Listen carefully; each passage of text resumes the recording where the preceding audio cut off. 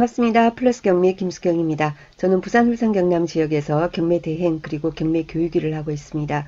오늘은 부울경 사건 아니고요. 저희 구독자분 잘될 거야 님이 제공해 주신 경매 사건인데 같이 공부를 하면 좋겠다라고 말씀을 하셨습니다. 두 번이나 잔금을 미납하고 그런 사건이에요. 같이 한번 보도록 하겠습니다.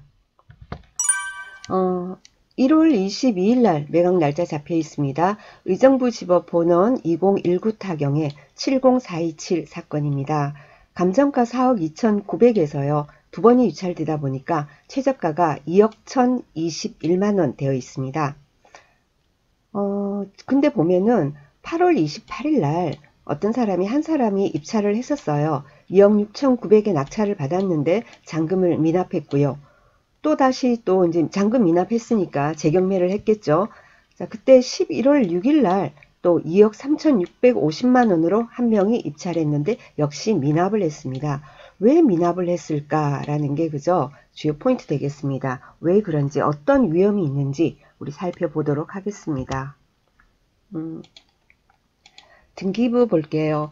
등기부 보니까 2017년 8월 11일 날 현재 소유주 박모 씨가 4억 2,450만원에 매수를 했습니다.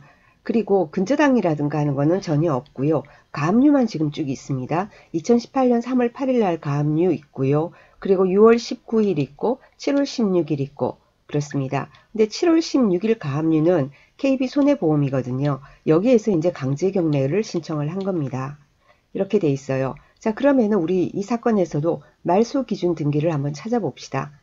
말소 기준 등기가 될 수 있는 것은 저당, 근저당, 압류, 가압류, 담보가등기, 경매 개시결정 등기. 자, 여기서는 그러면은 가압류가 있습니다. 3월 8일에 가압류, 여기가 말소 기준 등기가 되겠습니다. 그죠? 그럼 이 날짜보다 앞서는 소유자 아닌 누군가가 있느냐라는 부분이죠. 자, 소유자는 박모 씨예요. 박모 씨입니다. 근데 임차인 해가지고는 신모 씨가 있어요. 근데 임차인이라고 기재는 해놨지만 이 사람이 어떤 권리신고나 이런 걸 하지 않았기 때문에 임차인인지 아닌지조차 우리로서는 지금 알 수는 없습니다. 전입 날짜만을 알 수 있을 뿐이에요. 전입 날짜가 2017년 11월 20일이에요. 자, 그럼 이 사람에 대해서 법원의 현황조사서에서는 어떻게 하고 있는지 보도록 하겠습니다. 현황조사서 볼게요. 점유인 심땡땡 이렇게 돼 있어요. 그냥 현장 방문 시에 아무도 만나지 못하여, 그러니까 폐문부재, 점유관계를 알 수가 없고 덧붙인 전입세대 열람 내역 및 주민등록표 등본에 등재된 등재자가 있어서 임차인으로 기재를 하였지만 정확한 것은 알 수 없으므로 별도의 확인이 필요함. 알아서 조사하란 말이죠. 그럼 전입되어 있는 사람이 누구냐 하는 게 신모 씨예요. 그리고 전입 날짜는 2017년 11월 20일. 현황조사서는 이렇게 돼 있을 뿐입니다. 그럼 매각물건 명세서 볼게요.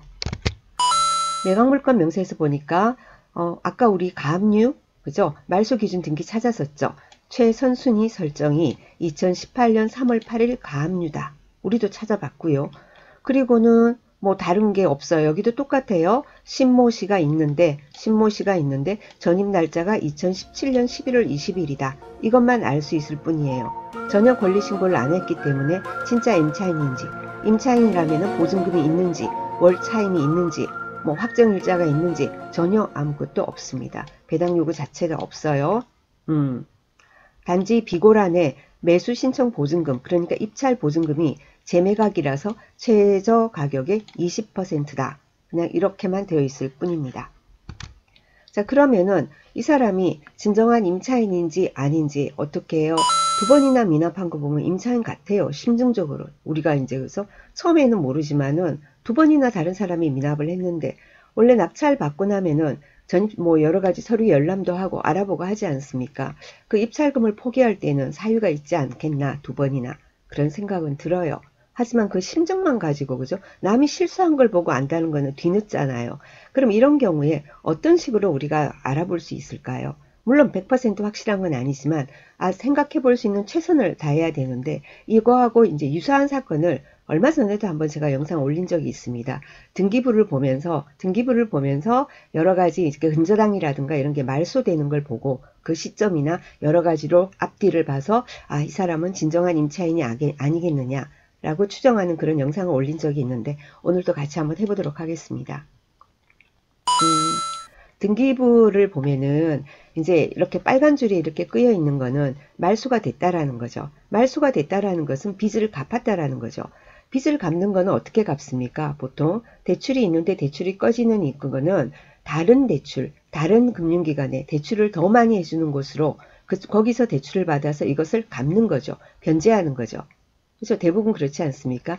경매에 넘어온 사건들 여러분들 등기부 항상 보세요 하는데 보통은 처음에는 1금융기관, 일반 은행에서 대출을 받았다가 상황이 안 좋아지면은 새마을금고라든가 신협이라든가 뭐 이런 쪽으로 넘어갔다가 또 더 이상 상태가 안 좋아지면은 저축은행이라든가 캐피탈 이쪽 넘어갔다가 또 그게 나중에는 뭐 대부회사로 넘어가고 개인 근저당권자로 넘어가고 이런 경우가 허다합니다. 이 사건 역시 계속해서 그렇게 반복이 됐던 사건이에요. 그렇게 반복이 되다가 2017년 9월 29일 뭐 이러면서 다 이렇게 말소가 지금 되고 있습니다. 말소가 되고 있는데요. 이때도 개인 근저당 있었어요. 이게 말소가 됐거든요. 개인한테까지 이제 넘어온 거예요. 은행에서 더 이상 안 해줘서 개인 근저당, 그러니까 뭐 사채놀이라고 해야 되나요? 이쪽으로까지 다 넘어왔는데 그것마저 이제 이게 다 말소가 됐어요. 그러면 이게 언제 말소가 됐는지를 보니까 어떻게 됐냐면 제일 마지막에 여기 보세요. 자, 여기 순위 번호 되고 등기 목적, 접수, 등기 원인 이런 게 있는데 등기 원인, 등기 접수 이걸 보십시오. 등기 원인에 보니까 2017년 11월 20일 날, 2017년 11월 20일, 2017년 11월 20일 해가지고 이 4개, 위에 4개의 근저당이 전부 다 이제 말소가 됩니다. 이 날짜 2017년 11월 20일이 아까 뭡니까? 임차인일지도 모르는, 그죠? 현황조사서 매각물건 명세서에 나와 있던, 그죠? 신모 씨가 전입한 날짜가 2017년 11월 20일입니다.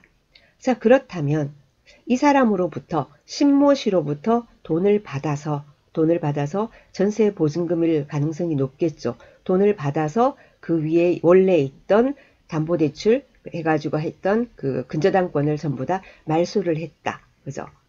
그 근저당 말소 조건으로 이 사람이 전세금을 건넸다. 이렇게 우리가 추정을 할 수 있을 것 같습니다. 물론 100%는 아닙니다. 하지만 등기부를 보고 그런 추측을 할 수 있는 거죠. 그러면 이 사람 우리가 이제 알고 싶은 건 뭡니까? 선순위 임차인이 배당 요구도 권리 신고도 안 하고 배당 요구도 안 하고 이랬을 때 우리가 낙찰을 받게 되면은 어떻게 됩니까? 선순위 임차인의 임차 보증금을 우리가 다 떠안아야 되잖아요. 인수해야 하지 않습니까? 그럼 그 금액이 얼마입니까? 금액까지는 정확하게는 알 수 없습니다. 근저당 같은 경우에는 원금만을 하는 게 아니고 채권 최고액이라고 해가지고 뭐 이자가 밀린다든지 이자가 밀려서 도저히 안 돼서 경매를 들어가는 상황도 있을 수 있으니까 여러 가지를 고려해서 원래는 원금의 120에서 130%, 원래 옛날에는 110% 잡는 것도 있었는데 요즘은 120에서 130%를 채권 최고액으로 잡거든요. 그렇기 때문에 정확하게 알 수는 없죠. 그죠? 그래서 이 사람이 갚은, 그죠? 이 사람이 돈을 줘서 말소한 근저당권의 채권 최고액을 쭉 합해 보면은 그 전체 금액이 나오는데 그 전체 금액이 전세 보증금 전부일 거라고는 또 이렇게 알 수는 없지 않습니까? 그죠? 그래서 금액은 알 수 없지만은 이 사람이 선순위 임차인일 가능성이 높다라는 겁니다.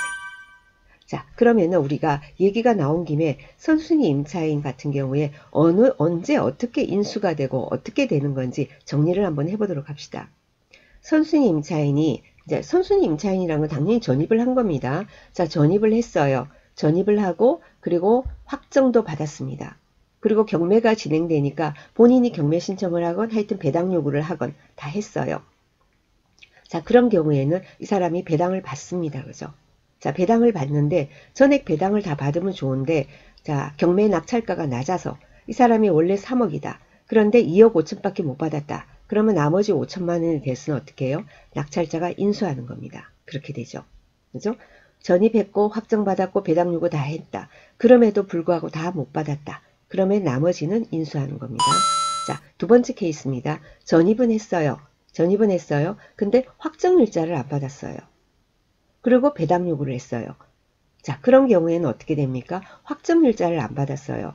그러면은 자, 그 보증금이 소액 임차인 최우선 변제 그 범위에 들어간다면 최우선 변제만큼은 받을 수 있고 나머지는 못 받으니까 나머지는 인수가 돼야 되는 겁니다. 그런데 이 사람의 보증금이 소액 임차인 최우선 변제 금액 안에도 안 돼요. 그거보다 초과돼 버렸어요. 그러면은 소액 임차인 최우선 변제조차도 없고 전액 인수가 되는 겁니다. 어떤 경우에 확정을 안 받았을 경우에 아무리 배당 요구를 해도 그거는 안 되니까 인수예요. 자, 확정도 안 받고 배당 요구도 안 받으면 그건 당연히 인수죠. 그죠? 자, 어느 정도 내용이 이제 조금 정리가 되시겠죠. 근데 이 사람 같은 경우에 지금 전입만 돼 있다는 거예요. 확정을 받았는지 안 받았는지조차도 몰라요. 아무런 액션이 없으니까. 그러면은 이 사람의 임차보증금은 우리가 다 인수한다라고 생각을 해야 되겠죠. 근데 그 앞에 두 번이나 미납을 했습니다. 왜 그랬는지 알 수 없어요. 그래서 거기까지는 알 수 없지만 위험한 사건이기 때문에 이런 사건은 정확한 내용을 그죠? 다른 루트를 통해서 뭐 지인을 통해서나 어떻게 꼭 진짜로 알 수 있는 이해관계인을 통해서 알 수 있는 그런 사건이 아닌 다음에는 함부로 입찰해서는 안 되겠습니다. 그죠? 자, 오늘 여기까지 하겠습니다. 잘 될 거야 님 좋은 사건 추천해 주셔서 감사합니다. 자, 오늘도 즐거운 하루 되시고 내일 또 뵙겠습니다. 감사합니다.